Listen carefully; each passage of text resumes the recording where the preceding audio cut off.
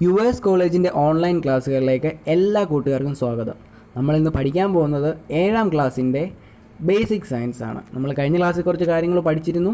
അതിൻ്റെ ബാക്കി ഭാഗങ്ങളാണ് ഇന്ന് പഠിക്കാൻ പോകുന്നത്. എന്തൊക്കെയായിരുന്നു കഴിഞ്ഞ ക്ലാസ്സിൽ പഠിച്ചത്? നമ്മൾ എന്തൊക്കെയാണ് ഒരു ചെടി നന്നായിട്ട് വളർന്നു വരാൻ വേണ്ടുന്ന സംഭവങ്ങൾ എന്തൊക്കെയാണെന്ന് പഠിച്ചു. പിന്നെ എന്ത് പഠിച്ചായിരുന്നു?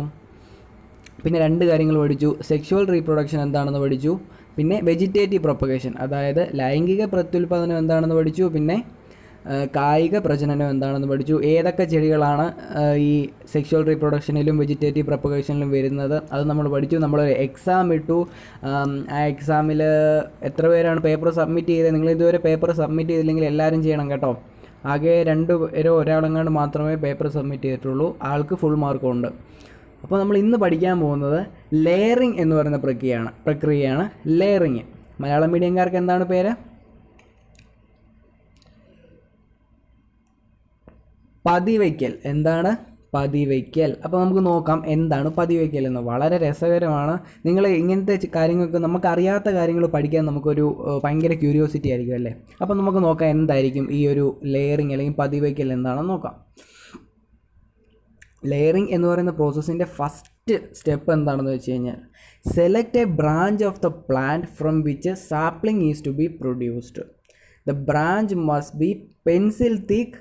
The branches from the main stem are better. Peel off 1 centimeter of bark from the stem in a circular shape. എന്താണ് പറഞ്ഞിരിക്കുന്നത്?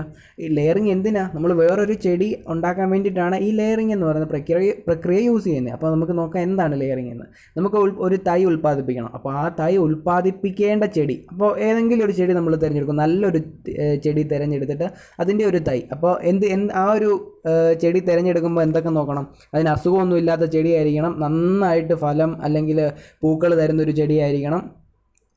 അങ്ങനെയൊക്കെ നല്ല ഒരു ആരോഗ്യമുള്ളൊരു ചെടി നമ്മൾ തിരഞ്ഞെടുത്തിട്ട് അതിൽ നിന്നല്ല നമ്മൾ തൈ ഉൽപ്പാദിപ്പിക്കുന്നത്. അല്ലാതെ നമ്മൾ ഇപ്പോൾ എന്തെങ്കിലും അധികം വളരാത്തത് അല്ലെങ്കിൽ അധികം നമുക്ക് ഫലങ്ങളോ പൂക്കളോ തരാത്തത് അങ്ങനത്തെ അല്ലല്ലോ നമ്മൾ ഉപയോഗിക്കുന്നത്. നന്നായിട്ട് ഫലങ്ങളൊക്കെ തരുന്ന ഒരു ആരോഗ്യമുള്ള ചെടി തിരഞ്ഞെടുത്തിട്ട് ആ ചെടിയുടെ ഒരു കമ്പ് തിരഞ്ഞെടുക്കണം. ഏതെങ്കിലും ഒരു കമ്പ്. ഇപ്പോൾ ഈ ഒരു നന്നായിട്ട് വളരുന്ന ഒരു കമ്പ് നമ്മളിപ്പോൾ ഈ ഒരു കമ്പ് അങ്ങ് തിരഞ്ഞെടുത്തിട്ട് എന്ത് ചെയ്യണം? തിരഞ്ഞെടുത്തിട്ട് ആ കമ്പ്, ആ കൊമ്പിനൊരു പ്രത്യേകതയുണ്ട്. ആ കൊമ്പ് ഒരു പെൻസിലിൻ്റെ വണ്ണമേ പാടുള്ളൂ. അല്ലാതെ തീരെ ചെറുതുമായിരിക്കില്ല, ഒരുപാട് വലുതുമായിരിക്കില്ല. ഒരു പെൻസിലിൻ്റെ വണ്ണമുള്ള ആ ഒരു കൊമ്പിൽ നമ്മൾ എന്ത് ചെയ്യണം? 1 സെൻറ്റിമീറ്റർ വീതിയിൽ വളയാകൃതിയിൽ തൊലി ചെത്തി മാറ്റണം. എങ്ങനെയാണ്? 1 സെൻറ്റിമീറ്റർ. ഈ ഒരു പോർഷൻ കണ്ടില്ല, അവിടുത്തെ അത്രയും ഭാഗത്തെ തൊലി നമ്മൾ ചെത്തി മാറ്റിയിരിക്കുക. ഇപ്പോൾ അവിടെ തൊലി ഇല്ലല്ലോ. ആ ഒരു സ്റ്റെമ്മിലെ ഫുള്ള് തൊലി നമ്മൾ ചെത്തി മാറ്റിയിരിക്കില്ല. അവിടുത്തെ സ്കിന്ന് നമ്മൾ പീൽ ഓഫ് ചെയ്തിരിക്കുക. ഇംഗ്ലീഷിൽ പറയുകയാണെങ്കിൽ പീൽ ഓഫ് എന്നാണ് ചെത്തി മാറ്റുക എന്ന് പറയുന്നത്. പിന്നെ നിങ്ങൾക്ക് വേറൊരു ഡൗട്ട് ഉണ്ടാവും ഇംഗ്ലീഷ് മീഡിയംകാർക്ക്, എന്താണ് സാപ്ലിംഗ് എന്ന്. സാപ്ലിംഗ് എന്ന് വെച്ച് കഴിഞ്ഞാൽ എന്താണ്? സാപ്ലിംഗ് എന്ന് വെച്ച് കഴിഞ്ഞാൽ തൈ എന്നാണ് അതിൻ്റെ അർത്ഥം. ഓക്കെ, സാപ്ലിംഗ് എന്താണ്? തൈ. അപ്പോൾ നമ്മൾ എന്ത് ചെയ്തു? ആദ്യത്തെ സ്റ്റെപ്പിൽ എന്താ ചെയ്തത്? Select a branch of the plant from which sapling is to be produced. Sapling, അതായത് തൈ പ്രൊഡ്യൂസ് ചെയ്യേണ്ട ഏത് ചെടിയാണോ അതിൻ്റെ ആ ഒരു ചെടി തിരഞ്ഞെടുക്കുക. എന്നിട്ട് എന്ത് ചെയ്യണം? The branch must be pencil thick. ഒരു പെൻസിലിൻ്റെ വണ്ണമേ ആവാൻ പാടുള്ളൂ ആ ബ്രാഞ്ചിന്. അപ്പോൾ നമ്മൾ അങ്ങനത്തെ ഒരു ബ്രാഞ്ച് തിരഞ്ഞെടുത്തിട്ട് എന്ത് ചെയ്യും? The branches from the main stem R better. അതിൻ്റെ ഒരു പ്രധാന ശാഖയാണെങ്കിൽ അതാണ് നല്ലത്.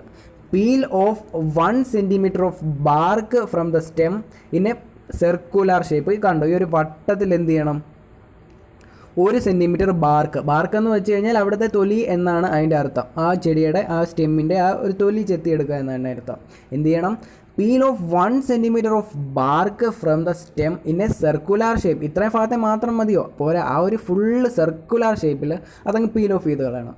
അപ്പോൾ നമ്മൾ ഒന്നാമത്തെ സ്റ്റെപ്പ് പഠിച്ചു. ഒന്നാമത്തെ സ്റ്റെപ്പ് എളുപ്പമാണല്ലോ, അതുവരെ നമുക്കറിയാം. ഇനി നമുക്ക് രണ്ടാമത്തെ സ്റ്റെപ്പ് കൂടെ നോക്കാം. എന്താണ്? Cover the peel off part with a slightly moistened mixture of coconut fibre, soil and sawdust. എന്താ ഇതൊക്കെ? നിങ്ങൾക്ക് അറിയാമോ ഇതിൻ്റെയൊക്കെ മലയാളം എന്താണെന്ന്? കോക്കനട്ട് ഫൈബർ, സോയിൽ നിങ്ങൾക്ക് എല്ലാവർക്കും അറിയാം. സോ ഡസ്റ്റ് അല്ലെങ്കിൽ കോക്കനട്ട് ഫൈബർ എന്താണെന്ന് അറിയാമോ? നമുക്ക് നോക്കാം. എന്താണ് രണ്ടാമത്തെ സ്റ്റെപ്പ് ചെയ്യേണ്ടത്? എന്താണ്? ആ തൊലി ചെത്തി മാറ്റിയ ഭാഗത്ത് നമ്മുടെ ഈ തേങ്ങയൊക്കെ പൊതിക്കുമ്പോൾ കിട്ടുന്ന ചകിരിയില്ലേ, അത് കോക്കനട്ട് ഫൈബർ എന്ന് പറയുന്നത്. നിങ്ങൾ കണ്ടിട്ടില്ലേ ചകിരി, തേങ്ങ പൊതിക്കുമ്പോൾ അതിൻ്റെ അകത്തിരിക്കുന്ന ചകിരി, ആ ചകിരിയും പിന്നെ എന്ത് ചെയ്യണം, അതിനാണ് ഇവിടെ ചകിരി ചോറെന്ന് അവർ പറയുന്നത്. ആ ഒരു ചകിരി ചോറും പിന്നെ എന്ത് ചെയ്യണം, മണ്ണ്, പിന്നെ മരപ്പൊടി, സോഡസ്റ്റ് എന്ന് വെച്ചാൽ എന്താണ്, മരപ്പൊടി. അതായത് നമ്മുടെ മരമൊക്കെ മുറിക്കുമ്പോൾ കിട്ടുന്ന പൊടിയില്ലേ, മരങ്ങളൊക്കെ മുറിക്കുമ്പോൾ ഇങ്ങനെ കുറേ പൊടി വരും, ആ പൊടി പിന്നെ എന്ത് ചെയ്യണം, അതിൻ്റെ കൂടെ ചകിരി പിന്നെ കുറച്ച് മണ്ണും കൂടെ വെച്ചിട്ട് അതെല്ലാം കൂടി ഇട്ട് കുഴയ്ക്കണം. ചകിരി മണ്ണും എല്ലാം കൂടി ഇട്ട് ഇങ്ങനെ കുഴച്ചിട്ട് എന്ത് ചെയ്യണം, ഈ ഒരു മിശ്രിതം നമ്മൾ ഈ ഒരു ചെത്തി മാറ്റിയ ഭാഗമില്ലേ അവിടെ എല്ലാം തേച്ച് പിടിപ്പിച്ച് അങ്ങ് വട്ടത്തിലങ്ങ് തേച്ച് പിടിപ്പിക്കും, ആ ഒരു ഫുൾ സ്ഥലത്ത്. അങ്ങനെ തേച്ച് പിടിപ്പിക്കുന്നതാണ് രണ്ടാമത്തെ സ്റ്റെപ്പ്. ഒന്നാമത്തെ സ്റ്റെപ്പ് നമ്മൾ പഠിച്ചു, ഒരു ചെടി തിരഞ്ഞെടുക്കുന്നു, അതിൻ്റെ സ്റ്റെമ്മിൽ 1 സെൻറ്റിമീറ്റർ ഭാഗം കട്ട് ചെയ്യുന്നു, അവിടുത്തെ തൊലി ചെത്തി മാറ്റുന്നു. രണ്ടാമത്തെ സ്റ്റെപ്പ് എന്തായിരുന്നു, ആ തൊലി ചെത്തി മാറ്റിയ ഭാഗത്ത് കോക്കനട്ട് ഫൈബർ പിന്നെ സോഡസ്റ്റ് പിന്നെ സോയിൽ എല്ലാം കൂടെ മിക്സ് ചെയ്തിട്ട് അവിടെ തേച്ച് വെക്കുന്നു. നമുക്ക് മൂന്നാമത്തെ ഭാഗം നോക്കാം. എന്താണ് മൂന്നാമത്തെ സ്റ്റെപ്പ്,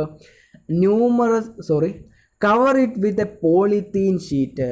എന്ത് ചെയ്യണം, ഒരു പോളിത്തീൻ കവർ കൊണ്ട് കവർ ചെയ്ത് വെക്കണം. നമ്മൾ രണ്ടാമത്തെ സ്റ്റെപ്പിൽ ചെയ്ത് എന്തുവാ, മണ്ണെല്ലാം കൂടി ഇങ്ങനെ തേച്ച് വെച്ചു. മൂന്നാമത്തെ സ്റ്റെപ്പിൽ കണ്ടോ, ഇതുപോലൊരു പോളിത്തീൻ ഷീറ്റും കൊണ്ട് അതിനെ അങ്ങ് മൂടണം. നമ്മൾ രണ്ടാമത്തെ സ്റ്റെപ്പിൽ കുറേ മണ്ണൊക്കെ തേച്ച് വെച്ചില്ലേ, അപ്പോൾ മണ്ണൊന്നും ഓടുന്ന് പോകാതിരിക്കാൻ വേണ്ടിയിട്ടാണ് ഈ പോളിത്തീൻ ഷീറ്റ് കൊണ്ട് കവർ ചെയ്ത് വെക്കുന്നത്. ആ ഒരു ഷീറ്റ് കൊണ്ട് കവർ ചെയ്ത് വെക്കുന്നു. അത് കഴിഞ്ഞ് മൂന്നാമത്തെ സ്റ്റെപ്പ് എന്താ, tie both ends with jute twine. എന്താണ് ജൂട്ട് ട്വൈൻ എന്ന് വെച്ചാൽ, നിങ്ങൾ ചണത്തിൻ്റെ നൂല് കണ്ടിട്ടുണ്ടോ, ചണത്തിൻ്റെ നൂല്, ആ നൂലിനാണ് ജൂട്ട് ട്വൈൻ എന്ന് പറയുന്നത്. അപ്പോൾ നമ്മൾ എന്ത് ചെയ്യണം, ജൂട്ട് ട്വൈൻ ഉപയോഗിച്ച് ഇതിനെ കെട്ടി വെക്കണം. എന്തിനായിരിക്കും കെട്ടി വെക്കുന്നത്, നമ്മൾ കെട്ടി വെച്ചില്ലെങ്കിൽ അത് ഇളകിപ്പോയില്ലേ, അത് ഇളകി പോകാതിരിക്കാൻ വേണ്ടിയിട്ടാണ് ഈ ഒരു ജൂട്ട് ട്വൈൻ അല്ലെങ്കിൽ ഈ ചണത്തിൻ്റെ നൂല് ഉപയോഗിച്ചിരിക്കുന്നത്. ഈ ചണത്തിൻ്റെ നൂല് എന്തിനാണ്, എന്നാൽ പിന്നെ പ്ലാസ്റ്റിക് നൂല് എടുത്തുകൂടായിരുന്നോ? കാരണം ഈ ചണത്തിൻ്റെ നൂലിൽ എന്താണ്, ഈർപ്പം അല്ലെങ്കിൽ ഹ്യൂമിഡിറ്റി, വെള്ളം നന്നായിട്ട് കെട്ടി നിൽക്കുന്ന സാധനമാണ്. അപ്പോൾ ഇവിടെ നമുക്ക് വെള്ളം ആവശ്യമാണ്. ആ ഒരു വെള്ളം അവിടെ വേണ്ടുന്നതുകൊണ്ടാണ് ഒരു മോയ്സ്ചർ കണ്ടൻറ്റ് കീപ്പ് ചെയ്യാൻ വേണ്ടിയിട്ടാണ് അവിടെ നമ്മൾ ചണത്തിൻ്റെ നൂല് ഉപയോഗിക്കുന്നത്. പിന്നെ എന്താണ് പറഞ്ഞിരിക്കുന്നത്, wet it with enough water to retain moisture. അവിടെ നമ്മൾ മോയ്സ്ചർ കീപ്പ് ചെയ്യണം, അതായത് നനവ് കീപ്പ് ചെയ്യണം. ഈ ഒരു ഭാഗത്ത് എന്ത് ചെയ്യണം, നനവ് കീപ്പ് ചെയ്യാൻ വേണ്ടിയിട്ടാണ് നമ്മളിങ്ങനെ ചെയ്യുന്നത്. ഇങ്ങനെ ചെയ്തിട്ട് കുറച്ച് വെള്ളം ഒഴിച്ച് നമ്മൾ നനച്ചും കൂടെ കൊടുക്കണം, നനവ് കീപ്പ് ചെയ്യേണ്ട, അല്ലെങ്കിൽ ഇത് ഉണങ്ങിപ്പോകത്തില്ലേ, അതിന് വേണ്ടിയിട്ടാണ്. അപ്പം മൂന്നാമത്തെ സ്റ്റെപ്പും പഠിച്ചല്ലോ, എളുപ്പമല്ലേ? മലയാളം മീഡിയത്തിൻ്റെ കൂടെ നോക്കാം. എന്താണ്, പോളിത്തീൻ ഷീറ്റ് കൊണ്ട് പൊതിയുക, രണ്ടറ്റത്തും ചാക്കുനൂൽ ഉപയോഗിച്ച് കെട്ടുക, ഈർപ്പം നിലനിർത്താൻ ആവശ്യമായ രീതിയിൽ വെള്ളവും നനയ്ക്കണം. അല്ലേ, അത് എളുപ്പമാണ്. 3 സ്റ്റെപ്പ് നമ്മൾ പഠിച്ചു. 3 സ്റ്റെപ്പ് എളുപ്പമല്ലേ? നമുക്ക് നോക്കാം നാലാമത്തെ സ്റ്റെപ്പിൽ എന്ത് സംഭവിക്കും. Numerous root will sprout out within 2 months. എന്താണ് പറയുന്നത്, 2 മാസത്തിനിടയ്ക്ക് ഒരുപാട് വേരുകൾ അവിടെ നിന്ന് ഉണ്ടായി വരുമെന്ന് കണ്ടില്ലേ, വേരുണ്ടായി വന്നേക്കുന്നത് കണ്ടില്ലേ, ഈ ഒരു പടത്തിൽ കാണാൻ സാധിക്കുന്നില്ലേ, വേരുകൾ കുറേ വേരുണ്ടായി വന്നിട്ടില്ലേ. നമ്മൾ എന്തായിരുന്നു ചെയ്തേ, വെറുതെ നിന്നൊരു സ്റ്റെമ്മ് കട്ട് ചെയ്തിട്ട് എന്ത് ചെയ്തു, കുറച്ച് ഇതുപോലെ നമ്മുടെ കോക്കനട്ട് ഫൈബർ എല്ലാം അവിടെ വെച്ച് തേച്ചിട്ട് എന്ത് ചെയ്തു, പോളിത്തീൻ ഷീറ്റ് കൊണ്ട് കവർ ചെയ്തു, പിന്നെ ജൂട്ട് വൈനും കൊണ്ട് കെട്ടി, പിന്നെ എന്ത് ചെയ്തു, അങ്ങനെ ഒരു 2 മാസം വെച്ചപ്പോൾ എന്തോ സംഭവിച്ചു, നമ്മൾ ആ കട്ട് ചെയ്ത ഭാഗത്തൂടെ കണ്ടില്ലേ വേരിറങ്ങി വന്നിരിക്കുകയാണ്. Numerous root will sprout out within 2 months. 2 മാസത്തിനിടെ ഒരുപാട് വേരുകൾ അതിനകത്ത് കൂടെ ഇറങ്ങി വരും. പിന്നെന്താ പറയുന്നത്, cut the branch and plant it in a pot till it is ready to be transplanted in the soil. എന്താണ് പറയുന്നത്, ഈ ഒരു വേരിറങ്ങി വന്ന സംഭവം നമ്മൾ എന്ത് ചെയ്യണം, ഇവിടെ നിന്ന് മുറിക്കണം. ഇവിടെ നിന്ന് മുറിച്ച് നമ്മൾ ഏതെങ്കിലും ഒരു ചെടിച്ചട്ടി കൊണ്ട് നട്ടു വെക്കണം. അത് സോയിലിലേക്ക് ട്രാൻസ്പ്ലാന്റ് ചെയ്യാൻ അതിനൊരു കപ്പാസിറ്റി ആവുന്നത് വരെ. കുഞ്ഞു ചെടിയല്ലേ, കുഞ്ഞു ചെടിയാകുമ്പോൾ നമ്മൾ നന്നായിട്ട് സംരക്ഷിക്കണം. കുഞ്ഞിതാകുമ്പോൾ നമ്മൾ കൊണ്ട് നേരിട്ട് മണ്ണിനകത്ത് കൊണ്ട് വെച്ച് കഴിഞ്ഞാൽ അത് നശിച്ചു പോകും. അതുകൊണ്ടാണ് നമ്മൾ എന്ത് ചെയ്യുന്നത്, ഒരു ചെടിച്ചട്ടിയിൽ ഇവിടുന്ന് വെട്ടി മാറ്റിയിട്ട് എന്ത് ചെയ്യും, ചെടിച്ചട്ടിയിൽ കുറച്ച് നാൾ ചെടിച്ചട്ടി നമ്മൾ സംരക്ഷിക്കും. എന്നിട്ട് അത് കുറച്ച് വളർന്നു കഴിയുമ്പോൾ എന്ത് ചെയ്യും, നമ്മൾ നേരെ അത് അവിടുന്ന് പിഴുത് നമ്മുടെ മണ്ണിൽ കൊണ്ട് നടും. അല്ലേ, എന്ത് എളുപ്പമാണ് ഇത് പഠിക്കാൻ, വളരെ സിമ്പിളാണ്, രസകരവുമാണ്, വളരെ ക്യൂരിയോസിറ്റിയോടെയാണ് നിങ്ങൾ നോക്കിയിരിക്കുന്നതെന്ന് എനിക്കറിയാം. നിങ്ങളൊന്നും കേട്ടിട്ടുണ്ടാവില്ല. അപ്പോൾ വെറുതെ നമ്മളൊരു കമ്പ് ഇവിടുന്ന് വെറുതെ ഒടിച്ച് കൊണ്ടങ്ങ് നട്ട് കഴിഞ്ഞാൽ കിളിക്കുമോ? അങ്ങനെ കിളിച്ച് വരത്തില്ല. കിളിച്ച് വരാത്തതുകൊണ്ടാണ് ലെയറിങ് എന്ന് പറയുന്ന, പതിവയ്ക്കൽ എന്ന് പറയുന്ന പ്രക്രിയ ഉപയോഗിക്കുന്നത്. ഈ പ്രക്രിയയിലൂടെ എന്ത് സംഭവിക്കും, നമുക്ക് നല്ലൊരു ചെടി തിരഞ്ഞെടുക്കുന്നു, നല്ല ചെടി തിരഞ്ഞെടുത്തിട്ട് അതിൻ്റെ ഒരു മെയിൻ സ്റ്റെമ്മിൽ 1 സെൻറ്റിമീറ്റർ നീളത്തിൽ അതിൻ്റെ സ്കിന്ന് പീൽ ഓഫ് ചെയ്ത് കളയുന്നു, അതിൻ്റെ തൊലി ചെത്തി കളയുന്നു. എന്നിട്ട് എന്ത് ചെയ്യുന്നു, കുറച്ച് കോക്കനട്ട് ഫൈബർ, സോയില്, പിന്നെ എന്താണ് സോ ഡസ്റ്റ്, നമ്മുടെ മരത്തിൻ്റെയൊക്കെ പൊടി, അതെല്ലാം കൂടെ മിക്സ് ചെയ്ത് അവിടെ തേച്ച് പിടിപ്പിക്കുന്നു. പോളിത്തീൻ ഷീറ്റ് കൊണ്ട് കവർ ചെയ്യുന്നു. പിന്നെ ജൂട്ട് വൈനിട്ട് അത് കെട്ടുന്നു. കെട്ടുന്നതിന് വേണ്ടി അത് അഴിഞ്ഞു പോകാതിരിക്കാൻ വേണ്ടിയിട്ടാണ്. അപ്പോൾ അങ്ങനെ ഒരു 2 മാസം വെച്ച് കഴിയുമ്പോൾ എന്ത് സംഭവിക്കും, നമ്മൾ ആ കെട്ടിവെച്ച ഭാഗത്തോടെ ഒരുപാട് വേരുകൾ ഇങ്ങനെ ഉണ്ടായി വരും. ആ വേരുകൾ ഉണ്ടായി വരുന്ന സമയത്ത് അതിനെ ഈ ഒരു ഭാഗത്ത് നിന്ന് ഒടിച്ചിട്ട് എന്ത് ചെയ്യും, നമ്മളൊരു ചെടിച്ചട്ടി കൊണ്ട് നട്ടുവെക്കും, ഒരു പോട്ടിൽ നട്ടുവെക്കും. അങ്ങനെ കുറച്ച് നാൾ കഴിഞ്ഞ് അതൊന്ന് മണ്ണിൽ നടാൻ പറ്റുന്ന അവസ്ഥയായി കഴിയുമ്പോൾ എന്ത് സംഭവിക്കും, അത് നമ്മൾ അവിടെ നിന്ന് പിഴുത് മണ്ണിലേക്ക് മാറ്റി നടും. അതാണ് ലെയറിങ് അല്ലെങ്കിൽ പതിവയ്ക്കൽ എന്ന് പറയുന്ന പ്രക്രിയ. അപ്പോൾ ഇത് നിങ്ങളെല്ലാവരും പഠിച്ചു വെക്കണം. ഇതിൻ്റെ സ്റ്റെപ്പ് എക്സാമിന് ചോദിക്കുന്നതാണ്. ഇത് പഠിക്കാൻ വളരെ എളുപ്പമാണ്. നിങ്ങൾക്കിപ്പോൾ എല്ലാം അറിയാം. നിങ്ങൾക്ക് ഇനി ഇത് ജസ്റ്റ് ഒന്ന് പഠിച്ചാൽ മതി. ജസ്റ്റ് ഒന്ന് വായിച്ച് കഴിഞ്ഞാൽ നിങ്ങൾക്ക് നന്നായിട്ട് ഇത് എഴുതാൻ സാധിക്കും. അപ്പം ഇത് തെറ്റാൻ പാടില്ല. നമ്മൾ എക്സാം ഇടുമ്പോഴും ഇതിൻ്റെ ഒരു ക്വസ്റ്റ്യൻ ഉണ്ടാവും. നിങ്ങൾ മസ്റ്റായിട്ട് ആ എക്സാമിൻ്റെ ആൻസർ കംപ്ലീറ്റ് ചെയ്യണം. ഇപ്പോൾ നമ്മൾ പഠിച്ച പ്രക്രിയയ്ക്ക് പറയുന്ന പേരാണ് ലെയറിങ്. ഇനി നമുക്ക് ഏതൊക്കെ പ്ലാന്റിലാണ് ലെയറിങ് ചെയ്യുന്നതെന്ന് നോക്കാം. ലെയറിങ് ഏതൊക്കെയാണ്? ലെയറിങ് നമ്മുടെ വെണ്ടയ്ക്കയിൽ ലെയറിങ് ചെയ്യാൻ പറ്റുമോ? ഇല്ല. നമുക്ക് കുറച്ച് ലെയറിങ് ചെയ്യാൻ പറ്റുന്നത്. നമുക്ക് നോക്കാം ഏതൊക്കെ പ്ലാന്റ്സ് ആയിരിക്കും ലെയറിങ്. ഒന്നാമത്തെ പ്ലാന്റ് ആണ് എന്ത്, ജാസ്മിൻ അല്ലേ. ജാസ്മിൻ നമ്മൾ എങ്ങനെയാണ്, നമ്മൾ സ്റ്റെം വെട്ടിയെടുത്തിട്ടല്ലേ നടുന്നേ. അപ്പോൾ ജാസ്മിനെ നമുക്ക് ഇങ്ങനെ ചെയ്യാൻ പറ്റും, ലെയറിങ് ചെയ്യാൻ പറ്റും ജാസ്മിന്. പിന്നെ ഏതുണ്ട്, റോസ്, നമ്മുടെ റോസാപ്പൂ ഇല്ലേ, റോസാപ്പൂ ഉണ്ടാകുന്ന ചെടിയില്ലേ റോസ്. പിന്നെ ഹിബിസ്കസ്, നമ്മുടെ ചെമ്പരത്തിയുടെ ചെടി. ക്യാഷ്യൂ എന്താണ്, നമ്മുടെ പറങ്ങാണ്ടി ഉണ്ടാകുന്ന ചെടിയില്ലേ ക്യാഷ്യൂ. അതുപോലെ തന്നെ സപ്പോട്ട ഉണ്ടാകുന്ന സപ്പോട്ടയുടെ ട്രീയിലും നമുക്കിത് ചെയ്യാൻ പറ്റും. അപ്പോൾ ഏതൊക്കെ പ്ലാന്റ്സിലാണ് നമ്മുടെ ലെയറിങ് എഫക്റ്റീവ് ആവുന്നത്? ഒന്നാമത്തേത് ജാസ്മിൻ അല്ലെങ്കിൽ മുല്ല. പിന്നെ എന്താണ്, റോസ്, ഹിബിസ്കസ്, ക്യാഷ്യൂ ആൻഡ് സപ്പോട്ട. പെട്ടെന്ന് പറഞ്ഞ 4 ചെടികൾ: ജാസ്മിൻ, റോസ്, ഹിബിസ്കസ്, ക്യാഷ്യൂ, സപ്പോട്ട. അപ്പോൾ ലെയറിങ് ഉണ്ടാകുന്ന ഏതൊക്കെ ചെടികളാണ്? ക്യാഷ്യൂ, സപ്പോട്ട, റോസ്, ഹിബിസ്കസ്. മറന്നുപോലെ എക്സാമ്പിൾ ഉറപ്പായിട്ടും ഈ എക്സാമിന് ചോദിക്കുന്നു. പിന്നെ ഈ ലെയറിങ് നമ്മൾ വേറൊരു ഇതിലും ചെയ്യും. Layering is also done on branches that grow close to the soil by bending the middle of the branch to the soil. ഇപ്പോൾ അതാ ഈ ഒരു മരം കണ്ടില്ലേ, ഈ മരത്തിൻ്റെ ഈ ശിഖരം പോയേക്കുന്ന ഇവിടെ അതിനോട് ചേർന്നാണ് പോയേക്കുന്നത്. അപ്പോൾ അങ്ങനെ വരുന്നൊരു ചെടി നമുക്ക് എന്ത് ചെയ്യാൻ പറ്റും, ഇതുപോലെ കട്ടൊന്നും ചെയ്യണ്ട, കട്ട് ചെയ്യാതെ ഡയറക്റ്റ് എന്ത് ചെയ്യാൻ പറ്റും, ഇവിടെ ഇങ്ങനെ വളച്ച്, കണ്ടില്ലേ, ഈ ഒരു ഭാഗം വളച്ച് നേരെ കൊണ്ട് മണ്ണിനടിയിലേക്ക് അങ്ങ് വെക്കാം. വെച്ച് കഴിയുമ്പോൾ എന്ത് സംഭവിക്കും, അവിടെ നിന്ന് ചെടി ഉണ്ടായി വരും. അങ്ങനെയും ചെയ്യാം എന്നാണ് പറയുന്നത്. ഇനി നമുക്ക് ലെയറിങ് അല്ലെങ്കിൽ പതിവയ്ക്കലിൻ്റെ കുറച്ച് ഗുണങ്ങളും ദോഷങ്ങളും നോക്കാം അല്ലേ. അപ്പോൾ ഇത്രയും കാര്യങ്ങൾ പഠിച്ച് ഇനിയും കുറച്ച് ഗുണങ്ങളും ദോഷങ്ങളും നോക്കാം. ഇതും ഇമ്പോർട്ടൻ്റ് ആണ്, എക്സാമിന് വരും. ഒന്നാമത്തെ കാര്യം അവർ പറയുന്നത്, most of the plants can be grown in this way. മിക്കവാറും ഉള്ള എല്ലാ ചെടികളും നമുക്ക് ഏത് രീതിയിൽ പരീക്ഷിക്കാം, ലെയറിങ് ചെയ്യാൻ സാധിക്കും. അതതിൻ്റെ ഒരു ഗുണമല്ലേ, ലെയറിങ് എന്നുള്ള ഒരു പ്രോസസ്സിൻ്റെ ഒരു ഗുണമല്ലേ.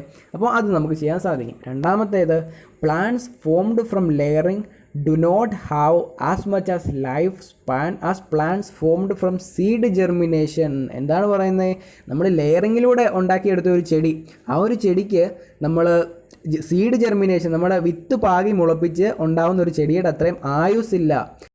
ആ വിത്ത് പാകി മുളപ്പിക്കുന്ന ഒരു ചെടി 5 വർഷം ജീവിക്കുമെങ്കിൽ, 5 വർഷം അത് നമുക്ക് ഫലങ്ങളൊക്കെ തരുമെങ്കിൽ, നമ്മുടെ ഈ ഒരു ലെയറിങ്ങിലൂടെ ഉണ്ടായ ചെടി നമുക്ക് എത്ര വർഷം തരാൻ സാധിക്കത്തുള്ളൂ, ഒരു 2 വർഷം അല്ലെങ്കിൽ ഒരു 3 വർഷം അത്രയൊക്കെ തരത്തുള്ളൂ. അപ്പോൾ അതിൻ്റെ ലൈഫ് സ്പാൻ വളരെ കുറവാണ്.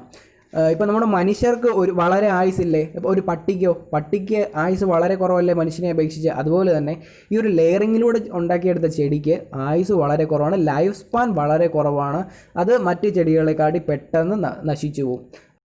അപ്പം ഒരു ഡിസഡ്വാൻറ്റേജ് ആണ്. അതിൻ്റെ ഒരു ഡിസഡ്വാൻറ്റേജ് ആണ് എന്ത്, plants form from layering do not have as much life span as plants form from seed germination. They will be of smaller size too. 2 disadvantage ഉണ്ട്. എന്താ, ഒന്നാമത്തെ അത്രയ്ക്ക് മറ്റേ ചെടിയുടെ അത്രയും ഇതിന് ആയുസില്ല. രണ്ടാമത്തേത്, they will be of smaller size too. നമ്മൾ സീഡ് ജെർമിനേഷൻ ഇടുന്ന ചെടി ഇത്രയും വലുതാവുമെങ്കിൽ ഇത് ഇത്രയുമേ വലുതാവത്തുള്ളൂ. അപ്പോൾ അതൊരു ഡിസഡ്വാൻറ്റേജാണ്, കുറച്ച് ചെറുതുമായിരിക്കും സീഡ് ജെർമിനേഷൻ്റെ ചെടിയെ അപേക്ഷിച്ച്. മൂന്നാമത് പറയുന്നത്, they have qualities of the parent plan. അതായത് നമ്മൾ ഏത് ചെടിയിലാണോ ഈ ഒരു ലെയറിങ് ചെയ്തത്, ആ ചെടിയുടെ എല്ലാ ഗുണങ്ങളും നമ്മുടെ ഈ ലെയറിങ്ങിലൂടെ ഉണ്ടാക്കിയെടുക്കുന്ന ചെടിക്കും ഉണ്ടാവും. പക്ഷേ നമ്മൾ സീഡ് ജെർമിനേഷൻ ആണെങ്കിലോ അങ്ങനെ വരുമോ, ഇല്ല. നമ്മളിപ്പോൾ ഒരു പയറിൻ്റെ ഇതിൽ നിന്ന് കുറേ പയറിൻ്റെ വിത്ത് എടുത്തിട്ട് നടുവാണെന്ന് വെച്ചോ, അതിലെല്ലാ വിത്തും നന്നായിട്ട് വളരുമോ? വളർന്നു വരത്തില്ലല്ലോ. ആ പേരൻറ്റ് പ്ലാന്റിൻ്റെ എല്ലാ ഗുണങ്ങളും എല്ലാ വിത്തിലും കിട്ടുമോ? കിട്ടത്തില്ല. പക്ഷേ ഈ ഒരു ലെയറിങ് എന്ന് പറയുന്നൊരു പ്രോസസ്സ് ചെയ്ത് കഴിഞ്ഞാൽ എന്ത് കിട്ടും? എല്ലാ ക്വാളിറ്റീസും, ആ പേരൻറ്റ് പ്ലാന്റിന് ഉണ്ടാകുന്ന എല്ലാ ക്വാളിറ്റീസും നമുക്ക് എന്ത് കിട്ടും? നമ്മൾ ഉണ്ടാക്കിയെടുത്ത ലെയറിങ്ങിലൂടെ ഉണ്ടാക്കിയെടുത്ത ആ കുഞ്ഞു ചെടിക്കും കിട്ടും. പിന്നെ അടുത്തത് പറയുന്നത്, if layering is done on diseased plants new plantlets will also be infected. എന്താണ് പറയുന്നത്? ഇപ്പോൾ എന്തെങ്കിലും അസുഖം ബാധിച്ച ഒരു ചെടി, എന്തെങ്കിലും ഇപ്പം വളർച്ച മുരടിച്ച ഒരു ചെടി, അങ്ങനെയൊക്കെയുള്ള ചെടിയിൽ ലെയറിങ് നടത്തിയാൽ എന്താണ് കുഴപ്പം? ആ ഉണ്ടാകുന്ന പുതിയ ചെടിക്കും എന്താ അതേ ഇൻഫെക്ഷൻ ഉണ്ടാവും.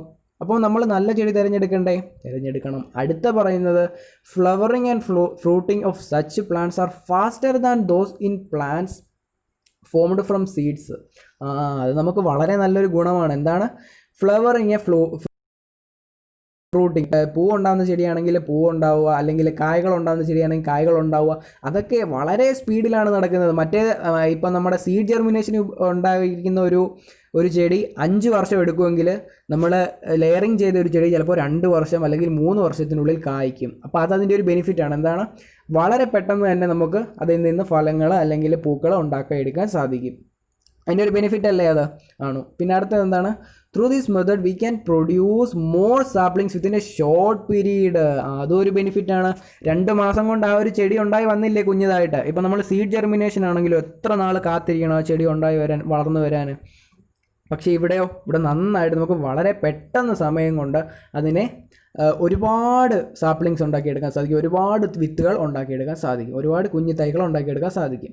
Late plants do not process the tap root system ഉണ്ടാവത്തില്ല. തായ് വേരുകൾ ഉണ്ടാവത്തില്ല. അടുത്തത് എന്താണ്? They require more care. നമ്മളിപ്പോൾ സീഡ് ജെർമിനേഷൻ ഇട്ട ചെടിയെക്കാട്ടിലും ഒരുപാട് നമ്മൾ സൂക്ഷിക്കണം നമ്മുടെ ലേഡ് ചെടി, അല്ലേ? ലേഡ് ചെടി നമ്മൾ ഒരുപാട് സംരക്ഷിക്കേണ്ടി വരും. അപ്പോൾ കുറേ ഗുണങ്ങളും കുറേ ദോഷങ്ങളും ഉണ്ട്. ഇതിനകത്തിൽ ഏതൊക്കെയാണ് ഗുണങ്ങൾ ഏതൊക്കെയാണ് ദോഷങ്ങളെന്ന് നിങ്ങൾക്ക് ഐഡൻറ്റിഫൈ ചെയ്യാൻ സാധിക്കുമെങ്കിൽ നിങ്ങൾ പെട്ടെന്നൊരു ബുക്ക് എടുത്ത് ഇതിനകത്തിൽ ഏതൊക്കെയാണ് ഗുണങ്ങൾ, ഏതൊക്കെയാണ് ഇതിൻ്റെ ഡിസഡ്വാൻറ്റേജസ്, ഏതൊക്കെയാണ് ഇതിൻ്റെ അഡ്വാൻറ്റേജസ് എന്ന് ടേബിൾ ചെയ്തിട്ട് നിങ്ങൾ ഫോട്ടോ എടുത്തിട്ട് സെൻഡ് ചെയ്ത് തരിക. ഓക്കെ. അപ്പോൾ നമ്മൾ ഇന്ന് പഠിച്ചത് എന്താണ്?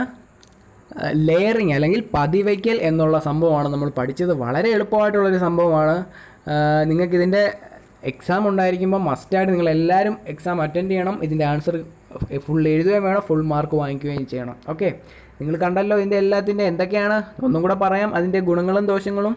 മിക്ക ചെടികളും പതി വെച്ച് നമുക്ക് വളർത്താൻ സാധിക്കും. വിത്ത് മുളച്ചുണ്ടാകുന്ന ചെടിയുടെ അത്ര ആയുർദൈർഘ്യം പതി വെച്ചുണ്ടാകുന്ന ചെടികൾക്ക് ഉണ്ടാകില്ല. വലിപ്പവും കുറവായിരിക്കും. മാതൃസസ്യത്തിൻ്റെ ഗുണങ്ങളുണ്ടാകും. രോഗബാധിതയുള്ള ചെടികളിൽ പതി വെച്ച് കഴിഞ്ഞാൽ ചെടികൾക്കും രോഗമുണ്ടാകും. വിത്ത് മുഖേന ഉൽപ്പാദിപ്പിച്ചെടുത്ത ചെടികളേക്കാൾ വേഗത്തിൽ ഇവ പൂക്കുകയും കായ്ക്കുകയും ചെയ്യും. ചുരുങ്ങിയ കാലയളവിൽ കൂടുതൽ തൈകൾ ഉൽപ്പാദിപ്പിക്കാം. തായ് വേരു പടലം ഉണ്ടായിരിക്കില്ല. കൂടുതൽ പരിചരണം ആവശ്യമായി വരും. ഇത്രയുമാണ് ഇതിൻ്റെ ഗുണങ്ങളും ദോഷങ്ങളും. അപ്പോൾ നമ്മൾ വളരെ ഇമ്പോർട്ടൻ്റ് ആയിട്ടുള്ളൊരു കോൺസെപ്റ്റ് വളരെ കുറച്ച് സമയത്തിനുള്ളിൽ ഇന്ന് പഠിച്ചെടുത്തില്ലേ ഇല്ലേ? അപ്പം എന്തായാലും നിങ്ങളിത് നല്ല വൃത്തിക്ക് പഠിക്കുക. ഇതുവരെ ഫസ്റ്റ് തൊട്ട് ആ ഒരു ചാപ്റ്ററിൻ്റെ ആദ്യം തൊട്ട് ഇവിടെ വരെ നല്ല വൃത്തിക്ക് വായിക്കുക. എക്സാമിന് നന്നായിട്ട് മാർക്ക് സ്കോർ ചെയ്ത്. അപ്പോൾ അടുത്ത ക്ലാസ്സിൽ നമ്മൾ പഠിക്കാൻ പോകുന്നത് എന്തൊക്കെയായിരിക്കും? ഗ്രാഫ്റ്റിങ്, അങ്ങനെ ഒരുപാട് നല്ല കുറേ സംഭവങ്ങൾ പഠിക്കാനുണ്ട്. അപ്പം അടുത്ത ക്ലാസ്സിലത്തേക്ക് നമുക്ക് കാണാം. അപ്പോൾ എല്ലാവരും പഠിക്കുക. ഓക്കെ.